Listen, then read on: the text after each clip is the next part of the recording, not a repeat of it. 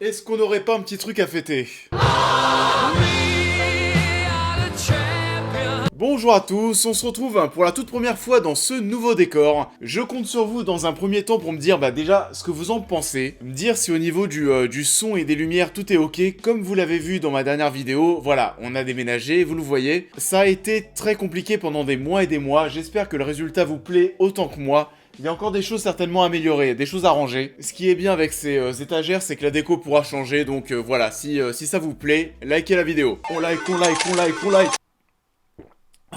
Je me sens tellement mieux. Qu'est-ce que je peux vous raconter d'autre? J'ai envie de vous parler là en ce début de vidéo. Ah oui, je me suis lancé sur un gros défi durant ce mois de décembre. Vous l'avez certainement vu sur Instagram, mais comme j'ai énormément grossi depuis que j'ai commencé sur YouTube il y a 1 an et demi, j'ai décidé de perdre tout simplement 15 kilos ce mois-ci, donc ce mois de décembre. C'est plutôt bien parti, j'ai déjà perdu 6 kilos en 2 jours. Si vous avez envie de suivre ça, c'est sur Instagram. On se retrouve donc aujourd'hui pour parler de Jumanji 2, Jumanji Next Level, que je viens tout juste de voir au Grand Rex avec les équipes qui étaient présentes mais aussi les acteurs, et donc j'ai vu Dwayne Johnson. Et le mec, même à 20 mètres de lui, le mec est difforme. On va quand même passer à la critique. Jumanji 2, on en parle. Jumanji Next Level est réalisé par Jack Kasdan, déjà réalisateur du précédent opus, et est toujours porté par le même casting. L'équipe est de retour, mais le jeu a changé. Alors qu'ils retournent dans Jumanji pour secourir l'un des leurs, ils vont découvrir un nouveau monde totalement inattendu. Alors déjà, pour commencer cette critique, je vais vous parler dans un premier temps de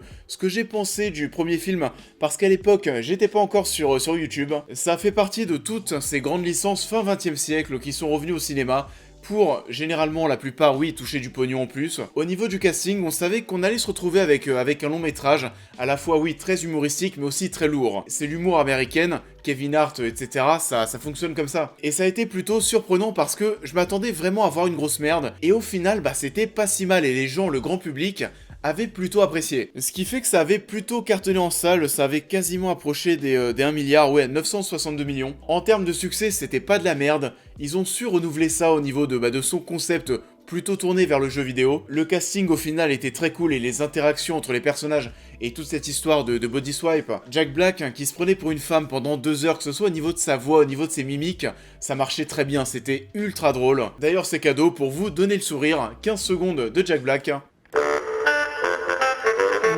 1, 2, 3, 4, 1, 2, 3, mother up.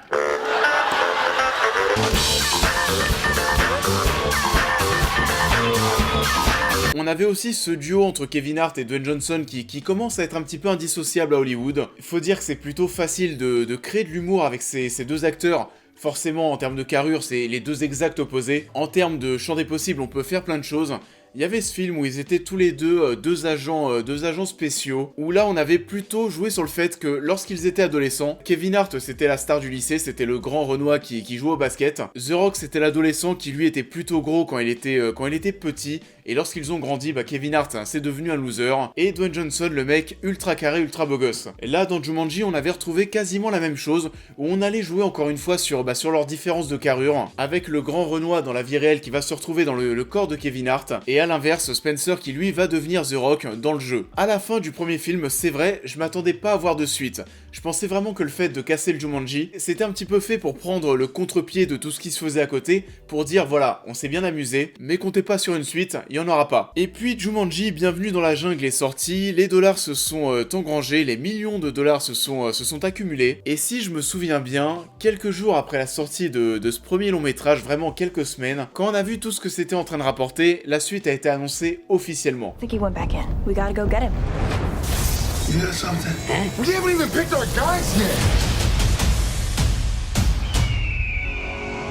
Are we in Florida? Alors on va être plutôt clair, si vous n'avez pas aimé le premier film parce que ça faisait pas assez Jumanji, parce que vous avez pas retrouvé ce que vous avez aimé lorsque vous étiez plus jeune, là ce sera vraiment pire. Si vous êtes un puriste de Jumanji, vous n'allez absolument rien retrouver. C'est presque plus du tout du Jumanji, on va vraiment s'écarter de tout ce délire très jungle, on va aller on va étendre l'univers, aller découvrir d'autres choses. On va avoir de nouveaux environnements, que ce soit des décors enneigés, le désert. On a même plutôt du mal, et ça c'est dommage, de retrouver vraiment cette ambiance et cet esprit jeu vidéo qui était plus présent dans le premier film, je trouve. Quand je dis le premier film, je parle du précédent bien sûr. On va retrouver oui toutes ces petites choses, donc le système de vie qu'ils vont avoir sur leurs bras, le PNJ qui est là pour leur présenter l'univers, une cutscene pour présenter le contexte, les aptitudes des personnages, leurs forces et leurs faiblesses, mais à vrai dire voilà, on sent pas cette fois-ci que ça tourne vraiment autour de ça. C'est peut-être d'ailleurs tout aussi présent que dans le premier long métrage, et on ressent moins ça parce que on ressent quand même cet air de déjà vu. Au global, je trouve vraiment que les 45 premières minutes font vraiment le taf, elles sont très drôles. Par contre, tout ce qui va suivre derrière, donc les 1h15 qui vont suivre, sont plutôt très longues et je me suis assez fait chier. On va retrouver vraiment tout ce qui faisait le sel de cette première œuvre. Si vous l'avez bien aimé, il se peut que cette fois-ci encore vous y trouviez votre compte. On va avoir une histoire bateau qui sert simplement de contexte, un univers qu'on va cette fois-ci étendre. Comme je vous le disais, on va un petit peu s'écarter même totalement de cet esprit jungle pour aller voir d'autres choses. Au niveau des protagonistes et de toute cette histoire de body swipe, cette fois-ci on va pas jouer sur la même chose. Dans le premier Jumanji, on jouait surtout sur la différence donc de sexe, où on avait donc une femme avec l'avatar Jack Black, et aussi sur les tailles où le grand Renoir allait se retrouver donc en Kevin Hart et Spencer allait se retrouver en The Rock. Là, cette fois-ci, petite nouveauté si vous avez vu les bandes annonces, on va avoir de nouveaux personnages qui vont être ajoutés à l'intrigue, qui vont être interprétés par Danny DeVito et Danny Glover, et cette fois-ci on va plutôt jouer principalement sur le fait de retrouver des personnes âgées dans ces avatars qui sont plus jeunes, qui sont plus en forme, et donc ça va créer des nouvelles situations comiques. Ça marche encore une fois très bien, j'ai adoré Danny Glover dans le corps de Kevin Hart,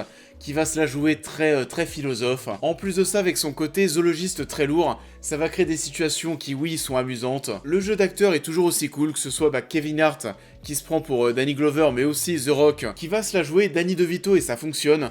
Danny DeVito, de toute façon, en général, dans le métrage, ça fait partie des points positifs, on va pas trop le voir, parce que, encore une fois, 80% du long métrage, ça se déroule dans le Jumanji, mais à chaque fois qu'on le retrouve dans le présent, il est excellent. Ensuite, comme je vous le disais, vous l'avez compris, pendant 45 minutes, ça marche, c'est drôle. Ensuite, pour tout le reste, ça s'essouffle quand même très vite. On peut bien dire du coup que le film est drôle dans sa première partie et très lourd dans la seconde. On va avoir aussi des blagues qui vont être un petit peu excluantes, qui sont vraiment des références à des choses qu'on a déjà vues dans le premier long métrage. On en parlera certainement en partie spoiler, mais si vous ne vous souvenez pas de ces blagues, vous allez passer totalement à côté. J'étais accompagné d'Anthony Pazzona que vous connaissez peut-être sur YouTube. Il y a un moment, une vanne qui a été faite et toute la salle a explosé de rire. Et c'est à ce moment-là qu'il s'est retourné vers moi pour me dire « Qu'est-ce qui s'est passé ? J'ai pas compris pourquoi c'était drôle. » On va retrouver aussi nos avatars et toujours dans cet esprit d'étendre l'univers, même si là aussi c'est assez inutile. On va avoir nos avatars qui vont avoir des aptitudes supplémentaires, que ce soit au niveau de leur force ou de leur faiblesse. On va retrouver des choses en plus, mais la plupart du temps, pour la plupart des compétences qui sont, oui, assez inutiles. On va aussi en parler en partie spoiler. À l'image du dernier Jumanji, encore une fois, au niveau des effets spéciaux, c'est pas vraiment ça. Surtout au niveau de la technique. On va se retrouver avec des scènes où on va voir énormément d'animaux à l'image, qui sont tous en mouvement et ça fait donc ultra numérique. Ensuite, pour toute la partie, d'un point de vue artistique, ça reste quand même assez soigné, mais même à vrai dire, sur l'entièreté du projet de cette nouvelle saga, il y a quand même de l'ambition. En termes de qualité, on cherche pas à faire quelque chose de vraiment très puissant, mais il y a du budget qui est mis en place, tu sens qu'il y a une équipe qui s'éclate, une équipe qui a quand même un petit peu envie de bien faire, qui a envie d'être drôle avec des choses assez originales. En termes de comédie lourdingue américaine, on a quand même vu pire. Et la question qu'on va forcément se poser à la fin du long métrage, est-ce qu'on va encore tirer sur la corde? Est-ce qu'une suite est déjà dans les tuyaux? Visiblement, ça a l'air d'être le cas. Et pour le coup, si ça m'avait étonné à la fin du premier film, là, c'est pas vraiment le cas. Tu sais que ça va devenir une pompe à fric parce que les gens ont aimé le premier long métrage, que ça a rapporté quasiment 1 milliard de dollars de recettes. Et celui-ci, je vous le dis, mais il va passer les 1 milliard. J'ai été assez mauvais en prédiction ces dernières semaines. Joker, je vous avais dit que ça passerait pas le milliard. Et La Reine des Neiges 2, que ça allait pas faire mieux que le premier. Et là, je commence à avoir un petit doute. J'espère que cette fois-ci, je vais pas me tromper. Jumanji 2 fera le milliard. Et vu que ça va le faire avec un projet cool qui se prend pas trop la tête et où tous les acteurs ont l'air de s'éclater, il y aura forcément des suites. C'est la fin de cette première partie de critique sans spoiler. Pour ceux qui vont nous quitter, comme d'habitude, je vous invite à liker et à partager cette vidéo, à me suivre sur tous les réseaux sociaux, à me dire en commentaire, comme je vous l'ai dit en début de vidéo, ce que vous pensez de cette nouvelle configuration. Pour les autres, on spoil. Alors ça va être assez rapide, le but c'est de revenir sur 2-3 détails qu'on a un petit peu contournés. De toute façon, partie spoil, on va pas parler de l'histoire parce que l'histoire est vraiment banale. C'est ultra bateau et comme je vous le disais, c'est vraiment là, il y a juste besoin de poser un contexte. Jack Black m'avait beaucoup fait rire dans le premier long métrage du fait qu'il devait jouer un personnage qui était efféminé. C'est un peu chelou dit comme ça, mais il y avait une fille dans son corps. Et cette fois-ci, j'ai trouvé qu'il y avait un bon renouvellement de son avatar. C'est le personnage de Fridge qui va se retrouver en lui. C'est encore une fois très chelou. Et en termes de blagues et de situations comiques, on est parti sur autre chose. On a ce grand Fridge qui se bute à la salle de sport, qui va se retrouver dans ce corps de petit gros. Il va y avoir aussi pas mal de blagues au niveau de la différence de couleur de peau. Et comme je vous le disais, j'ai bien aimé cette partie. Par contre, c'est vrai que le fait de retrouver à la fin Jack Black, encore une fois en personnage efféminé, ça m'a beaucoup moins fait rire.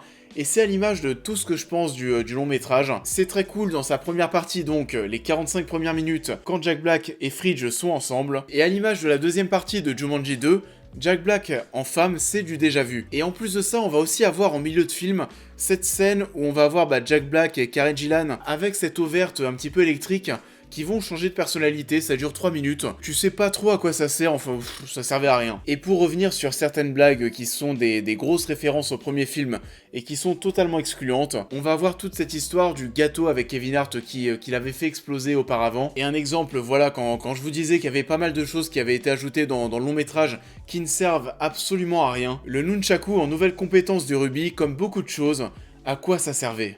Ça en est tout pour cette toute première critique ici, j'espère qu'elle vous a plu. Je vous invite encore une fois à liker, à partager cette vidéo, à me suivre sur tous les réseaux sociaux, à vous abonner, à aider la chaîne à se développer sur Tipeee et Utip. On va se retrouver normalement très rapidement et ce sera demain pour Brooklyn Affairs. Et je vous ai un petit peu menti, mais Brooklyn Affairs, c'est vraiment la première critique que j'ai tournée ici. Mais Jumanji, ce sera la première qui sera diffusée. Je vous souhaite à tous un bon mercredi soir, on se retrouve demain et je vous dis à très vite.